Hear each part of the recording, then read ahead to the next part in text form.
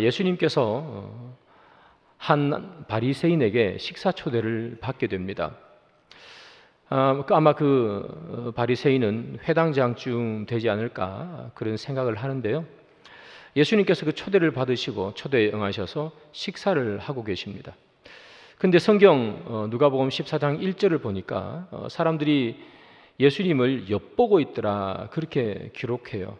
이 사람은 오늘은 도대체 무슨 말을 할 것인가 그렇게 엿보고 있는 거죠.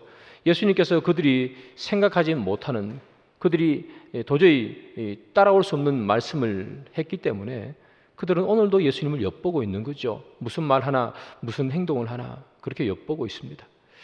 자, 그러나 예수님께서 그들이 예수님을 엿보고 있다는 사실을 모를 리가 아마 없을 겁니다.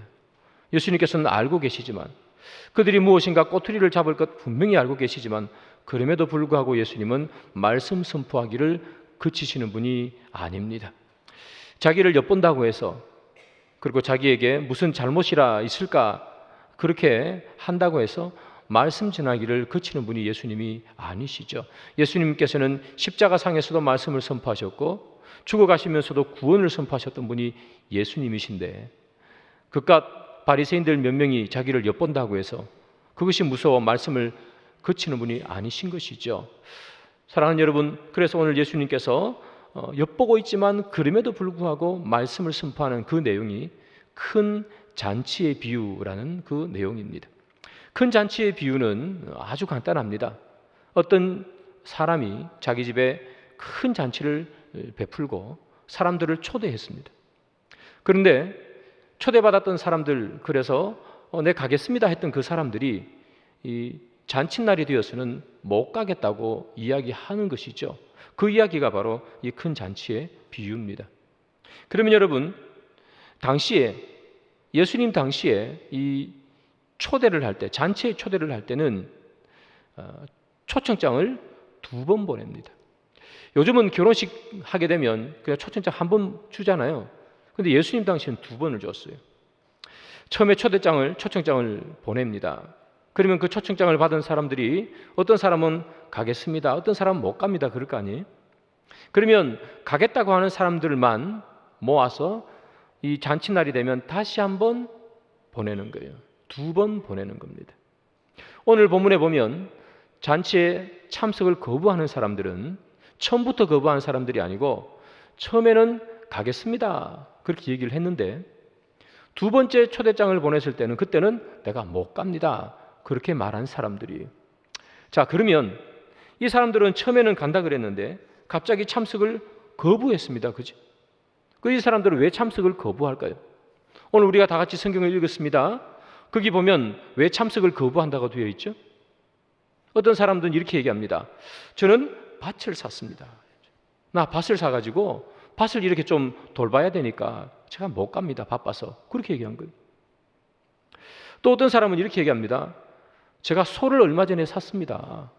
근데 이 소를 좀 돌봐야 되겠습니다. 그래서 바빠서 잔치는 못 갈 것 같습니다. 그렇게 얘기한 거예요. 또 어떤 사람은 제가 얼마 전에 결혼했습니다. 지금 신혼생활 중이라 가지고 그래서 제가 못 갈 것 같아요. 그렇게 갑자기 못 간다는 이야기를 한 것이죠. 여러분, 그러면 여러분들 이 사람들이 처음에는 간다 했잖아요. 그러면 처음에는 왜 간다고 했을까요? 처음에는 밭도 사지 않았고 소도 사지 않았고 아직 결혼 안 했어요. 그래서 간다 그럴 거 아닙니까? 자, 여러분, 우리가 결혼식 초대장을 받았다고 생각해 봅시다. 그럼 우리는 결혼식에 왜 가게 되죠? 우리는 결혼식에 왜 갑니까, 여러분? 결혼식에 가면 그 식이 끝나면 맛있는 뷔페가 우리를 기다리고 있잖아요. 그 음식 먹으러 가는 사람이 우리 가운데 있을까요? 그 음식 먹으러는 아무도 가지 않죠. 결혼식에 참석했기 때문에 음식을 먹고 오는 것이지 음식 먹으러 결혼식 가는 사람은 아무도 없습니다. 자, 그러면 우리는 왜 결혼식에 가는가? 이유는 한 가지밖에 없습니다, 여러분.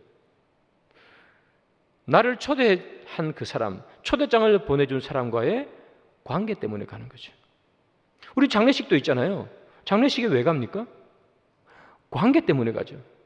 잔치에도 마찬가지입니다. 관계 때문에 가는 거예요. 그 사람과 나의 관계가 있기 때문에 안 가면 그 관계가 소원해지기 때문에 또 너무나 친하다 보니까 가야 하기 때문에 여러 가지 일이 있음에도 불구하고 피치 못할 일을 제외하고 가는 거예요. 그래서 잔치 가는 거죠. 자, 그렇다면 오늘 본문의 이 사람들 처음에는 간다 그랬잖아요. 왜 간다 그랬습니까? 관계가 되기 때문이에요. 갈만하기 때문이죠. 뭐 소도 없겠다, 밭도 없겠다. 뭐 좀 아는 사이니까 가는 것이죠. 근데 처음에는 간다 했다가 나중에는 참석을 거부하잖아요. 왜 나중에는 거부합니까? 소를 샀어요. 밭도 샀어요. 결혼했어요. 여러분, 그것을 포기하고 갈 만큼 관계는 아닌 거예요. 관계가 어색해져도 내가 소를 돌보는 것, 그리고 내가 밭을 돌보는 것, 그것을 포기하고 싶지 않다는 거예요. 그래서 자기를 초대한 사람과 이 초대받은 사람 관계 때문이죠. 아무 일 없으면 가겠다는 거죠. 아무 일 없으니까. 그러나 소를 사고 밭을 사고 결혼하는, 즉 나에게 바쁜 일이 생겨버렸습니다. 나에게 바쁜 일이 생기면 이 사람의 초대쯤은 거절해도 되겠다는 거예요. 서운해도 할 수 없어요. 조금 미안해도 그 정도는 내가 참을 수 있는 거예요. 나중에 볼 때 좀 미안하겠죠? 좀 머쓱하겠죠? 때로는 관계가 어려워질 수도 있습니다. 처음부터 안 간다 그랬으면 상관이 없지만 처음에는 간다 했기 때문에 이 주인이 얼마나 많은 준비를 했겠습니까? 온다고 한 사람만큼 음식을 만들었겠죠. 온다고 한 사람만큼 그 잔치를 베풀기 위해서 많은 것을 준비했을 것 아닙니까? 그러면 주인 입장에서는 안 온다고 그러면 얼마나 손해가 막심합니까? 그러면 그 주인 입장에서는 온다고 했다가 안 온 사람 얼마나 믿고 화나겠어요? 그런데 그런 관계쯤은 내가 밭을 일구고 소를 일구고 그래 소를 돌봐서 얻어지는 그 이익만큼 그 관계가 중요치 않다는 거예요. 서운해도 어쩔 수 없지 뭐. 아니 내가 밭을 내가 일구어야 되는데 그렇게 생각한 거 아니겠습니까, 여러분? 자기 친척이 초대했으면 안 갔겠어요? 왕이 초대했으면 안 갔겠습니까? 다 갔을 거 아닙니까? 그날 하루 밭 안 돌본다고 뭐 밭이 어디 도망갑니까? 소가 도망갑니까? 결혼했는데 부인이 도망가겠습니까? 나중에 해도 상관없지만 그러나 자기가 돌보는 것, 세상 바쁜 일이죠. 그거 포기할 만큼 밭에서 나오는 수익 그거 포기할 만큼 관계가 깊지 않다는 거예요. 여러분, 하나님과의 관계, 우리가 하나님 관계에 이 정립이 되지 않으면 우리는 늘 하나님의 부르심에 응답하지 못합니다. 때로 나에게 바쁜 일이 없습니다. 때로 나에게 힘든 일이 없습니다. 그럴 때는 우리가 주님 앞에 헌신할 수 있지만 그러나 우리 삶 속에서 소를 사고 밭을 사고 그런 일들이 우리 가운데 생겼을 때는 하나님과의 관계가 정립되어 있지 않으면 우리는 언제든 소와 밭 때문에 하나님의 부르심에 응답하지 않을 수 있다는 거예요.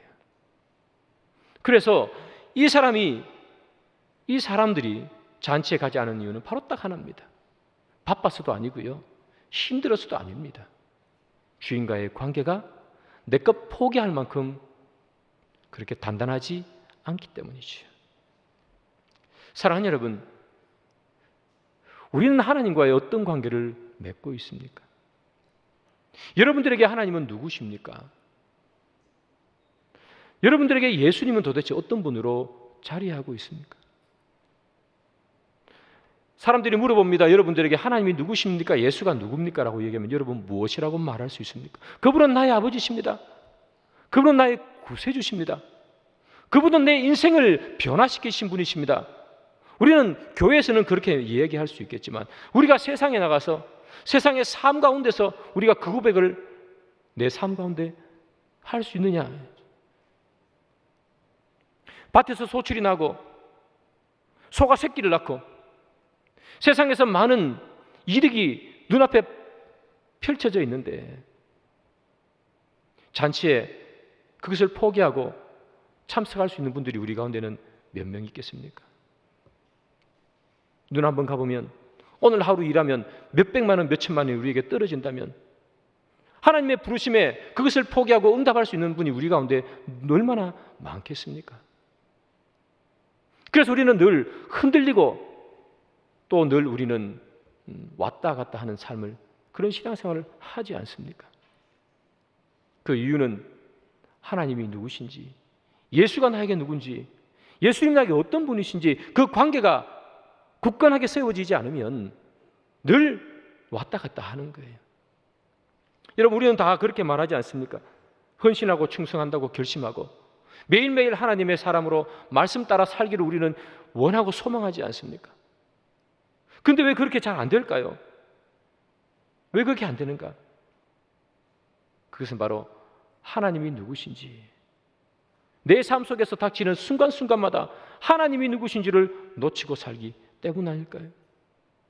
그 순간에도 하나님이 나의 구세 주시고 그 순간에도 하나님이 나의 아버지 되신다면 우리는 그 부르심에 어떻게 응답하지 않을 수 있겠습니까? 때론 소 때문에 하나님의 부르심에 눈을 감아버리기 때문에 입술로는 하나님이 내 아버지라고 말하지만 마음으로는 그 마음이 가려져 있기 때문에 우리는 늘 내가 그 천국 잔치에 내가 주님 부르심에 가겠습니다 하다가도 소와 밭 그것이 우리 가운데 있으면 돌아서는 것이 우리의 삶 아닐까, 그렇게 생각을 해보는 것입니다. 그래서 여러분, 이 신앙이라는 것은 관계가 어떻게 설정되어 있느냐, 그거에 따라서 움직이는 거예요. 하나님이 내 아버지시고 하나님이 내 구세주시고 주님만이 내 인생의 전부라고 생각하면 우리는 흔들리지 않을 것입니다. 그러나 그 마음이 때로 약해지면 우리는 갈리자의 인생을 걸어갈 수밖에 없는 것이죠. 이사야서 64장 7절부터 9절까지를 한번 보겠습니다. 주의 이름을 부르는 자가 없으며 스스로 분발하여 주를 붙잡는 자가 없사오니 이는 주께서 우리에게 얼굴을 숨기시며 우리의 죄악으로 말미암아 우리가 소멸되게 하셨음이니이다. 그러나 여호와여, 이제 주는 우리 아버지시니이다. 우리는 지늘기요 주는 토기장이시니 우리는 다 주의 손으로 지으신 것이니이다. 여호와여, 너무 분노하지 마시오며 죄악을 영원히 기억하지 마시옵소서. 구하오니 보시옵소서, 보시옵소서. 우리는 다 주의 백성이니이다. 이스라엘이 큰 위기에 처해 있습니다. 하나님께서 이스라엘 백성들에게 눈을 돌렸습니다. 그래서 뭐라고 얘기합니까? 7절에 우리가 소멸하게 되었습니다. 우리가 다 죽게 생겼습니다. 그렇게 얘기하잖아요. 여러분, 이스라엘 백성들이 다 망하고 다 죽게 생겼을 때에 이사야가 뭘 붙드는지 아세요? 8절에 이렇게 나오죠.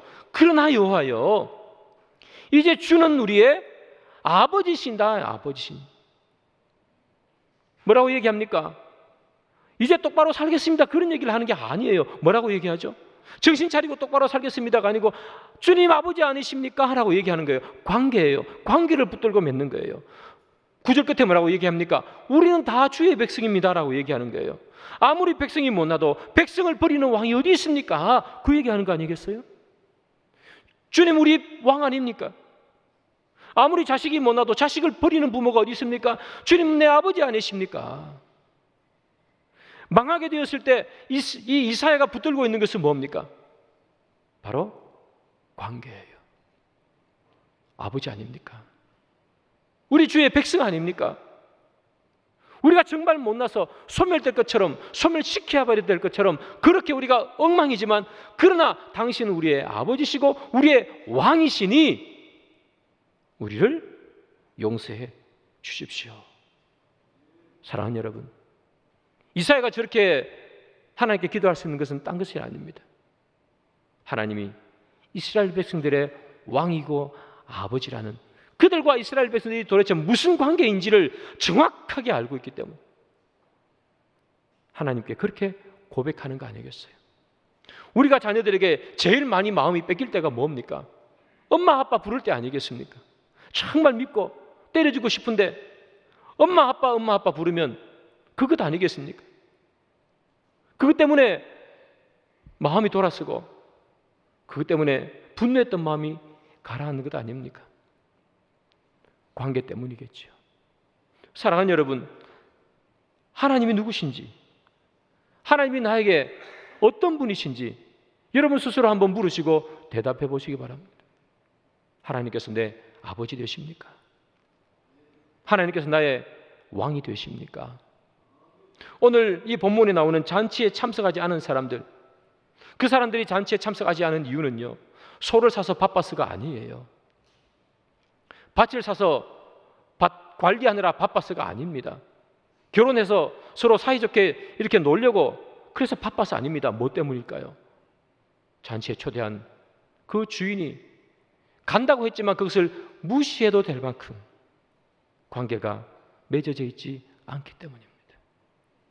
사랑하는 여러분, 우리가 혹시 이런 관계를 맺고 살지는 않습니까? 하나님과 우리의 관계가 그렇게 되어 있지는 않습니까? 하나님, 나에게 복 주면 감사합니다. 하나님, 내 천국 보내주면 감사합니다. 그런 관계로만 우리의 맺어져 있지는 않습니까? 하나님께서 우리에게 복 주시고 우리를 천국 보내주시기 위해 하늘의 영광을 버리고 땅으로 내려오시고 십자가에 죽는 모진 고통을 당하신 그 하나님은 다 잊어버리고 그저 나에게 천국 보내주는 사람, 기도하면 좋은 거 주시는 분으로만 우리 가운데 그렇게만 관계가 맺어져 있다면 우리는 때로는 주님을 밭 때문에 소 때문에 떠나갈 수도 있다는 것이죠. 여러분 마음속에 내 예수님, 나의 하나님이 도대체 어떤 분이신지 한번 살펴보시길 바라요. 우리는 가끔씩 신앙생활하면서 이런 얘기를 합니다. 여러분, 내려놓는다 하는 이야기를 해요. 내려놓았습니다. 주님 다 내려놓았습니다. 물질도 내려놓고 내 자존심도 내려놓고 내 명예도 다 내려놓았습니다. 그렇게 말할 때가 있습니다. 여러분, 사람들이 과연 내려놓을 수 있을까요? 우리는 가끔씩 내려놓았다는 말을 많이 씁니다. 저도 신방가면 목사님 많이 내려놓았습니다는 말을 정말 많이 듣습니다. 우리는 도대체 뭘 내려놓았을까요?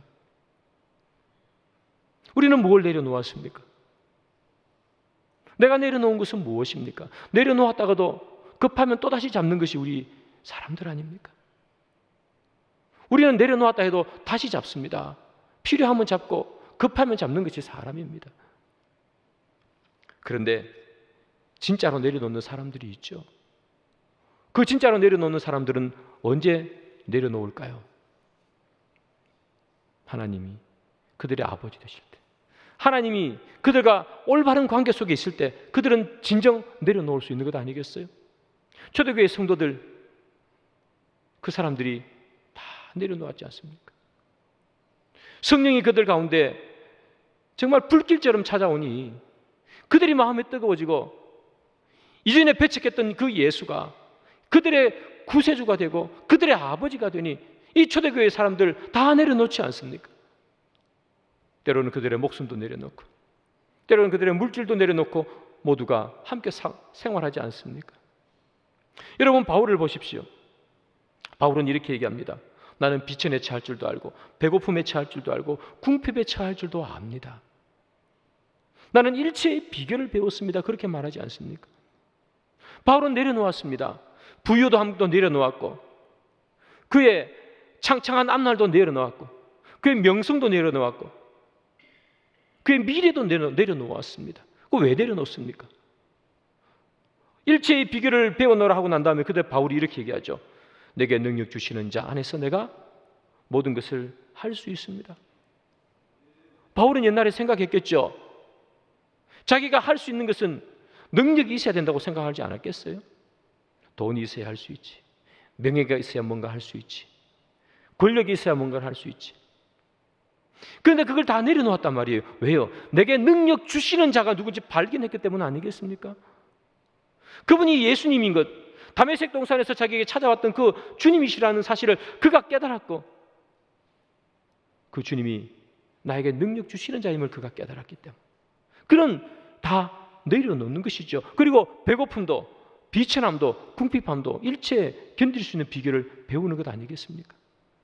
사랑하는 여러분들, 저는 여러분들이 또 우리 모두가 하나님과의 관계를 올바르게 세우기를 바랍니다.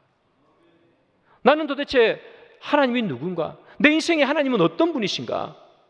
우리가 하루도 빠지지 않고 고민해야 되고 늘 내 마음속에 점검해야 되는 것 바로 그거겠죠. 주님은 나에게 누구신가? 간다 했다가 가지 않아도 되는 존재인가? 잔치 간다가 했다가 내 일이 있으면 안 가도 되는 존재인가? 사랑하는 여러분, 주님이 우리의 삶에 가장 큰 분이기를 소망합니다. 그렇다면 주님과의 관계가 올바로 세워지면, 그렇다면 밭도 소도 결혼생활도 다 포기하고 던져버려야 되는 것입니까? 무조건 주님한테만 가면 다 됩니까? 그렇진 않겠죠. 오늘 본문은 주님과의 관계를 올바로 맺기 위해서 다 버리라고 얘기하는 것이 아닙니다. 우선순위의 문제를 얘기하는 것입니다. 뭐가 우선이냐는 거예요. 뭐가 더 중요하는 거예요. 농사를 짓기 위해서 천국 잔치는 거부하지 말라는 얘기예요. 천국 잔치에 참석하고도 농사 지을 수 있지 않느냐 하는 걸 얘기하는 거예요. 여러분, 하루 더 벌기 위해서 천국 초대를 거부하지 말라는 거예요. 천국에 와도 그 잔치에 참여해도 충분히 일을 해서 먹고 살 수 있지 않느냐 하는 거예요. 어느 것이 더 우선이냐 하는 것입니다. 여러분들의 삶의 우선순위를 한번 매겨보십시오. 그것이 믿음입니다. 내가 한 주 동안 살아왔을 때에 내 인생의 가장 큰 우선순위는 뭐였습니까? 여러분들은 무엇이 가장 먼저였습니까? 그것이 믿음 아니겠습니까? 내가 믿음으로 살려고 발부둥친 것이 가장 먼저였으면 그것이 믿음인 것이고, 소와 밭을 돌보고 가꾸는 것이 가장 먼저였으면 그것이 여러분들의 믿음인 것이죠. 우선순위가 믿음이라는 사실 여러분은 기억하십시오. 내 인생의 우선순위는 무엇인가? 우선순위에 따라 하나님의 관계가 결정됩니다. 내 다섯 번째 우선순위가 하나님이면 다섯 번째만큼 하나님을 사랑하는 것이죠. 사랑하는 여러분, 우리가 세상 사는데 참 먹고 사는 것 중요하지 않습니까?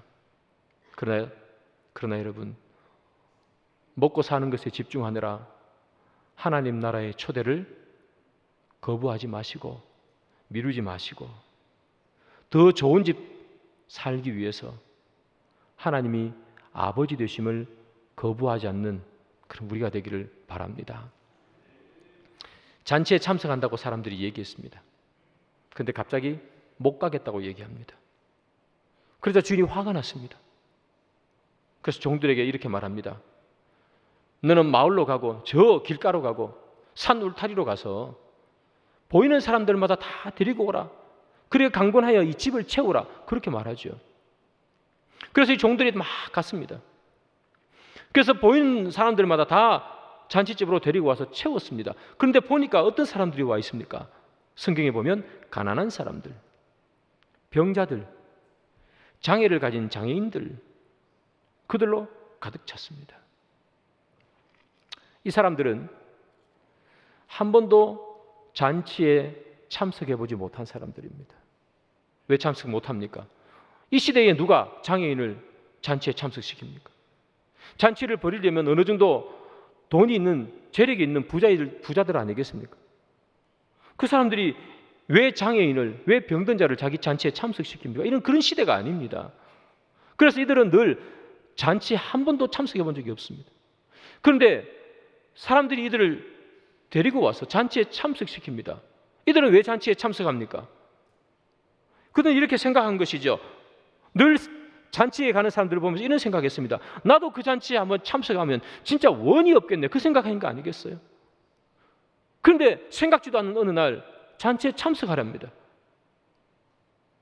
잔치에 한번 참석하면 원이 없겠네. 그것이 이루어진 거예요. 그리고 난 다음에 그들이 누구를 생각했을까요? 주인을 생각했겠죠. 이 잔치 주인은 도대체 누군데? 병자인 나를 잔치에 데려오라. 이 주인은 도대체 누군데? 장애를 가진 나를 잔치에 참석시키지? 그 생각하지 않았겠습니까, 여러분? 모든 사람들이 다 배척하잖아요. 아무도 그 사람들을 잔치에 단 한 번 참석한 적이 없습니다. 그런데 그들 잔치에 참석하니 그 사람들은 가장 고마운 사람이 누구예요? 주인 아닙니까, 주인? 그만큼 감사한 사람이 없는 거예요. 이 주인은 도대체 그 마음이 어떻길래 우리 같은 사람을 잔치에 참석시키는가? 여러분, 오늘 이 잔치에 온 사람들, 가난한 사람들, 병든 자들, 장애인들이라고 성경은 기록합니다. 가난한 사람은 약속도 없을까요? 약속 있을 거 아닙니까? 지나가는 사람 막 붙들고 오면 그 사람 약속 어떻게 됩니까? 뭐 병든 사람은 약속 없습니까? 근데 그 사람 다 오는 거예요. 그 약속을 깨고 이 잔치에 참석하는 거예요. 왜 그렇습니까? 잔치가 더 귀하니까. 그 주인이 너무 고마우니까. 그래서 참석하는 것 아니겠습니까? 사랑하는 여러분, 우리가 하나님 나라에서 주를 위해 헌신하는 것은 다름이 아닙니다. 우리를 불러주신 그분에 대한 감사와 그분에 대한 존경이 있을 때 우리는 잔치에 참석하는 겁니다. 우리를 부르신 주님을 얼마나 감사하는가? 우리를 잔치에 초대한 그 주님께 우리는 얼마나 은혜를 느끼고 있는가? 그 따라 우리는 참석하는 것이겠지요. 여러분 어떻습니까? 주님께서 여러분들을 하나님의 자녀로 부른 것에 대한 감사가 있습니까? 오늘 본문에 보면 병든 자, 장애인, 가난한 자, 우리가 영적으로 그런 사람들 아니겠습니까? 우리는 영적으로 병들어 있고 영적으로 가난한 사람들 아닙니까? 주님께서 우리를 불렀습니다. 그 부르심에 여러분 감격하고 감동하십니까? 그러면 우리는 그 부르심에 응답하는 것입니다. 그러나 시간이 흘러 그 부르심조차 감동과 감격이 떨어지고 어른이 그냥 그렇게 살아가다 보면 소가 생기고 밭이 생기면 우리는 잔치에 참석하지 않게 되는 것이겠지요. 그래서 우리가 날마다 늘 챙기고 바라봐야 되는 것. 주님은 나의 아버지신가? 주님이 내 아버지 되어주심에 대한 감동과 감사는 우리에게 있는 것인가? 그것이 있다면 여기 있는 이 사람들이 그 주인과의 관계를 그런 관계로 맺었다면 여기 있는 이 사람들이 왜 잔치에 참석하지 않았겠습니까? 오늘 본문은 우리에게 말합니다. 우리 인생에 무엇이 가장 가치 있는지를 물어보는 겁니다. 여러분 인생의 가장 큰 가치는 무엇입니까? 하나님과의 관계성, 하나님을 내 아버지로 부르는 것, 주님이 내 아버지시기 때문에 그 부르심에 감사해서 응답하는 것, 이것이 여러분 인생의 가장 큰 가치로 자리매김하기를 소망합니다. 그러면 우리는 흔들리지 않을 것입니다. 소가 생겨도 밭이 생겨도 하나님 부르심에 응답하는 그런 분들이 될 수 있을 줄로 믿습니다. 사랑하는 여러분, 우리가 오늘 본문에 나오는 여기 나오는 이 잔치를 거부한 사람처럼 되지 말고 그 잔치를 귀히 여겨 그 자기를 불러주신 사람을 귀히 여겨 잔치에 꼭 참석하는 이 사람들처럼 하나님의 부르심에 모두 응답하는 귀한 성도님 되기를 주님의 이름으로 축복합니다.